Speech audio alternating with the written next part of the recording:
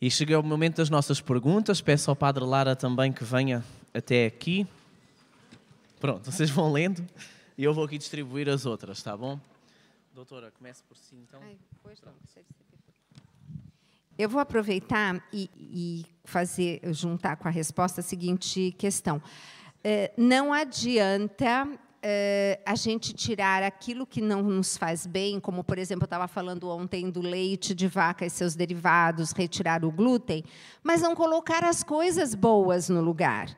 E aqui que são as coisas boas. Por exemplo, aquele sumo de couve-manteiga, que a gente chama aqui. Couve portuguesa.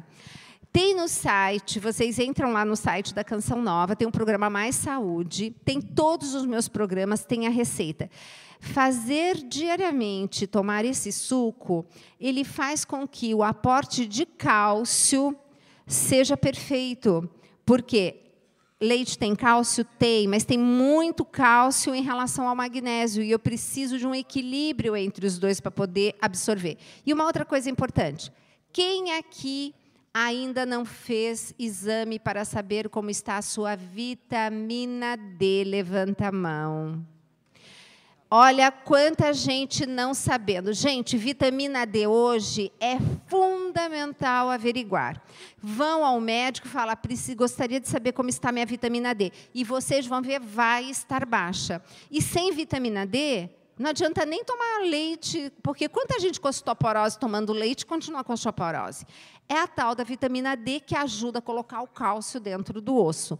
E hoje a gente sabe que vitamina D ela faz expressão gênica, ela é responsável por coisas importantíssimas. Então, a dica que eu deixo aqui, para responder brevemente, é façam o exame da vitamina D e, ao retirar alguns alimentos que não são do bem, coloquem aqueles que eu falei. Lembre sempre de, em todas as refeições, ter aqueles 44 nutrientes que vêm dos legumes, verduras e frutas.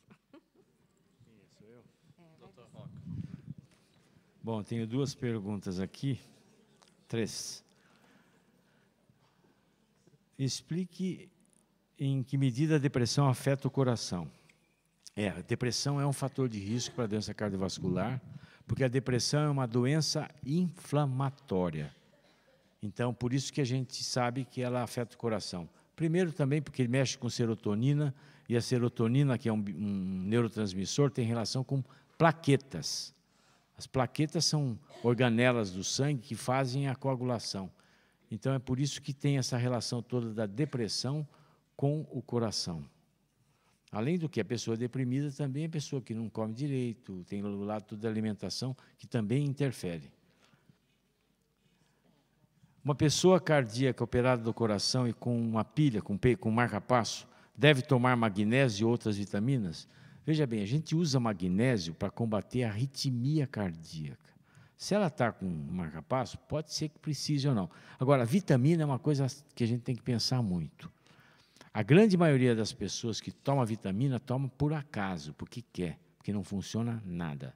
Não existe nenhum estudo científico que comprova que o uso de vitamina aumenta a sobrevida, que o sujeito não vive mais, nada disso. Não tem nada. Essa história toda de ficar tomando vitamina assim, porque quer tomar, é bobagem. Vocês estão jogando dinheiro fora. Como frutas, como verduras, se alimente melhor. E pior ainda, tem estudos comprovando que quem toma vitamina beta-caroteno tem mais câncer de pâncreas do que aqueles que não tomam. Então, essa história de tomar vitamina é uma grande bobagem, é uma tremenda bobagem. Come direitinho ou não. Agora, se você tem déficit de vitamina, é diferente. Tem gente que, por exemplo, vitamina D baixa, que é muito comum hoje, né, por causa do sol, a maioria das pessoas não toma sol, e principalmente nós em São Paulo, que a gente só vive atrás de ar-condicionado, então a vitamina D baixa você repõe. Agora, tomar vitamina porque acha que se sente melhor, que vai viver mais, que vai envelhecer melhor, é bobagem. Isso é jogar dinheiro fora. Em vez de você jogar dinheiro fora, doem para a comunidade de Canção Nova, que está precisando. Mas eu fiz isso uma vez, sabe? Chegou uma paciente no consultório que estava com 62 exames de sangue. Olha, eu nunca vi tanto exame, tanta bobagem na minha vida. Aí ela falou que ela tomava um soro Toda semana tomava um soro que tomava laser no soro, que era um soro verde. O idiota do médico, o malandro do médico, colocava uma luz verde em cima do soro e cobrava $150 cada sangue que tomava. Aí eu cheguei, eu vi aquele monte de exame, um monte de vitamina, falei, a senhora deve ser milionária, né? A senhora está bem de vida? Estou. Está jogando dinheiro fora. Pega esse dinheiro e doa para a comunidade de Canção Nova. Ela fez. Dr. Roque. A minha mulher foi operada de peito aberto com serra, claro, para implante de prótese mitral. Tem insuficiência aórtica de grau moderado. Pode fazer exercício? Olha, a prótese é uma válvula que a gente coloca numa válvula do coração mitral, mas ela tem uma outra válvula com defeito. Então, aí vai depender muito do quadro clínico, sabe? Normalmente é o médico, o cardiologista que tem que orientar. Agora, exercício físico não está contraindicado para ninguém, desde que tenha uma orientação médica. Tá? O exercício pode ser até uma maratona, como pode ser alguns leves exercícios, mas tudo tem que ter orientação médica para isso. Eu acho que é só isso. Padre. Então, tenho aqui várias, vou tentar ser breve para contentar a todos. Uma mãe que teve uma decisão difícil de tomar, porque ficou grávida e teve que decidir, o pai da criança queria, não era marido, queria o aborto, e ela teve que decidir entre o filho dela e a relação que tinha. E, graças a Deus, decidiu ter o filho. Fez muito bem, foi uma escolha corajosa. E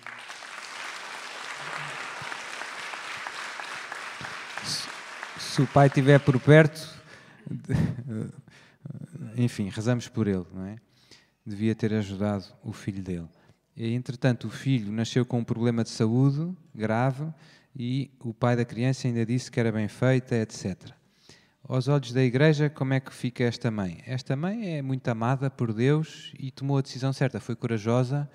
Um filho é uma bênção de Deus, e mesmo um filho com deficiências é uma bênção de Deus sempre. Né? Eu sou afilhado de batismo de uma criança com algumas deficiências graves e vejo que neste meu afilhado, com quem eu convivo às vezes, que para aquela família, aquela criança foi uma grande bênção.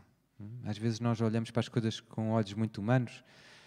Ele tem mais 2 irmãos, mais velhos, os avós, os tios, toda a gente ama muito mais do que amava naquela casa. Não é? Portanto, Deus lá sabe. Não é? Como é que eu hei de explicar? Às vezes há doenças do corpo que são remédio para as doenças da alma. Não é? Pronto, portanto, esta mãe está na estrada do céu e da santidade, força, continue. Rezamos pelo pai da criança para que também que Deus toque o coração dele. Uma pessoa que pergunta que às vezes tem fé, mas às vezes tem dúvidas. E a fé é acreditar no que não se vê. O que é a fé, fundamentalmente? Pronto, a fé é, de facto, acreditar no que não se vê, como diz a carta aos Hebreus, é concretamente acreditar em alguém. É uma coisa, do ponto de vista humano, todos nós acreditamos, por exemplo, nos nossos pais, nos médicos. Quando eu vou ao médico e o doutor diz-me, tem aí um nódulo, não sei aonde, na vesícula, tem uma pedra. Eu não vejo a pedra, eu acredito. Ele olha para os exames e vê, eu não vejo nada. Não é? Nós acreditamos em alguém que consideramos digno de crédito, credível. Há 2 motivos que nos levam a levar a alguém credível. Um é saber que essa pessoa sabe do que está a falar. Não é? E o segundo é saber que essa pessoa não é mentiroso. Deus sabe do que é que está a falar? Sabe tudo. E Deus é mentiroso? Faz sentido acreditar em Deus? Faz todo o sentido. Não é? Faz todo o sentido. Então a fé fundamentalmente é isto, é esta nossa adesão à verdade que vem de Deus, à própria pessoa de Deus. A fé é muito importante. Se repararem, no Novo Testamento, Jesus é a única condição que põe. Quando as pessoas vão ter com Ele, aflitas, há sempre uma condição. Tu acreditas? Seja feito segundo a tua fé. Se nós quisermos dizer de uma maneira simples, espiritualmente, a fé abre o nosso coração à ação divina. Quanto mais confiamos em Deus, quanto mais acreditamos, mais Deus pode atuar nas nossas almas. Há uma frase que eu também gosto muito de Santa Faustina, está lá no diário, que Jesus lhe dizia: a medida das graças que eu dou depende da medida da confiança de uma alma em mim. Quanto mais acreditamos, mais Deus pode fazer nas nossas vidas. Mas, ó Sr. Padre, eu às vezes tenho dúvidas, certo, mas isso faz parte da vida cristã, é uma entre tantas tentações. O demónio às vezes semeia assim umas duvidazinhas. O pecado original. Deus disse: não comam desta árvore, se comerem vão morrer. E depois veio o demónio e disse: é verdade que Deus disse? Não, isso é conversa de Deus para vos enganar. O demónio começa a semear a dúvida. E Eva e Adão caíram, deixaram-se levar para a dúvida. Portanto, ser tentado não é pecado. Cair em tentação é que é pecado. Portanto, quando vierem dúvidas de fé, o que é que eu devo fazer? Como é que eu devo lutar? Fazendo atos de fé. Dizendo: Senhor, eu creio em tudo o que tu disseste. Eu creio em tudo o que a Igreja Santa Católica Apostólica ensina. E isso é a maneira de chega para lá nas tentações. Se Eva tivesse dito à serpente: Deus disse, não comas porque morrerás, eu acredito mais em Deus que em ti, não tinha entrado o pecado. Então, uma pessoa que pergunta se andar durante o dia em grande stress, desorganização mental, etc., poucas horas de sono, tudo descontrolado, digamos assim, em termos de horários, que isto pode ser obra do maligno. Certamente o demónio está contente. Quando nós temos uma vida muito desregrada, quando dormimos pouco, eu noto que hoje em dia há muitos problemas que são consequência direta de, não é tanto aqui, mas é mais as pessoas mais novas, de falta de sono. Há muitas vezes impaciência em casa, nos casamentos, com os filhos, porque as pessoas estão cansadas demais. Trabalham muitas horas, depois chegam a casa, ainda vão ver televisão, não sei o quê, deitam-se tarde, meia-noite, acordam às 6, 1 dia, 2 dias, 3 dias, 4, 5 anos, 10 anos, rebenta-se. Não há nada que aguente. Na nossa vida espiritual, tal como a nossa vida biológica, é preciso equilíbrio, é preciso, e sobretudo, uma certa disciplina, por muito que nos custe. É preciso tratar, é preciso tempo para rezar, é preciso tempo para conviver com os amigos, é preciso tempo para descansar, para estudar, etc, etc. É verdade que, que às vezes há imprevistos, isso não se consegue controlar, às vezes surgem de repente momentos na vida em que, por uma desgraça, em que, paciência, tem que se trabalhar mais, mas os imprevistos, quando são isso, são casos excepcionais. Se eu vejo que no meu dia-a-dia, todos os dias é um stress, é um caos, há qualquer coisa que não está bem. Então é caso para eu parar, fazer uma tarde de retiro, rezar, pedir a Jesus que me mostre que ajustamentos é que eu tenho que fazer para ter uma vida mais equilibrada, mais saudável, espiritualmente e humanamente. Por exemplo, sem rezar o terço é impossível viver, sem a missa é impossível, sem a confissão, sem estar com Deus, sem meditar a palavra de Deus. Senão, parecemos umas galinhas tontas a correr aí de um lado para o outro. Estragamos a saúde e espiritualmente, depois vem a revolta, vem a depressão, vem a falta de paciência, vem um sem fim de coisas más. Pronto, portanto, Deus não nos pede para a gente andar a correr de um lado para o outro. Pede para o amar com todo o coração. E para amar é preciso este equilíbrio. Obviamente o demónio fica contente com isto.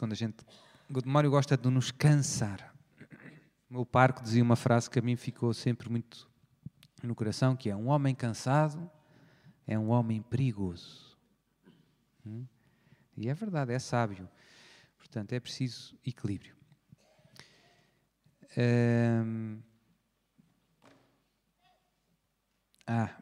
Um corpo, uma pergunta é: um corpo, uma pessoa que faleceu, foi enterrada num jazigo ou no cemitério e foram trasladar o corpo e o corpo estava inteiro, estava incorrupto. O que é que se deve fazer?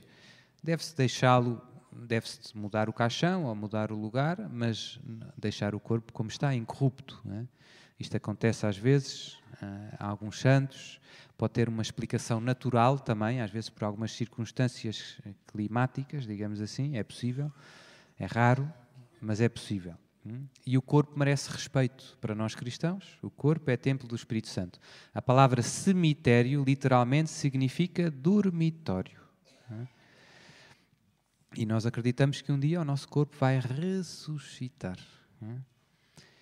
E, portanto, deve ser tratado com respeito. Eu não sou só a minha alma. Uma frase de São Tomás de Aquino que nos ajuda. Eu sou corpo e alma. E mesmo depois da morte, em que a minha alma se separa do corpo, o corpo corrompe-se, não é? A alma subsiste, porque é uma alma espiritual. A alma separada do corpo, como estão os santos no céu, é um estado intermédio, é um estado, digamos assim, não completo.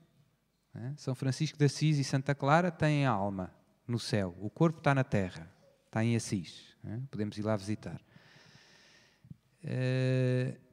Um dia a sua alma vai se voltar a unir ao seu corpo e aí seremos plenamente nós. Eu não sou só a minha alma, sou alma e corpo. Portanto, o corpo tem uma grande dignidade. E se nós quisermos, é o espelho da alma, é o reflexo da alma, é o sacramento da alma. O que fazer quando uma pessoa se sente, ao dormir à noite, que é atacada pelo demónio? Rezar. Também se pode usar a água benta antes de nos deitarmos no quarto, rezar uma oração. Há pessoas que às vezes são atacadas nos sonhos, há sonhos estranhos e também com fenómenos estranhos, mais extraordinários. Sentem-se estranguladas, picadas no corpo, dores estranhas, etc.